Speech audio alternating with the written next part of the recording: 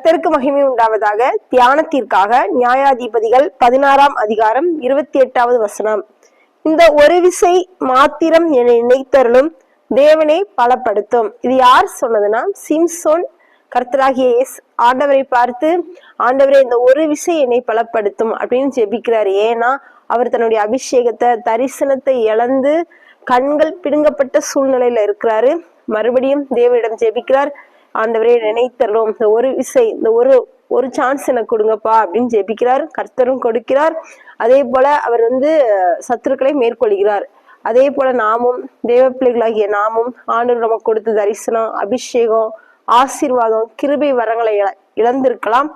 மறுபடியுமாய் தேவனிடம் கெஞ்சி, ஆண்டவரே இனியும் ஒரு விசை என்னை பலப்படுத்தும், உமக்கா என்னை பயன்படுத்தும் என்று ஜெபியுங்கள். கர்த்தர் மறுபடியும் உங்களை பயன்படுத்துவார், பலப்படுத்துவார், கிருபை வரங்களை கொடுப்பார். கர்த்தர் தாமே உங்களை ஆசீர்வதிப்பாராக. ஆமேன்.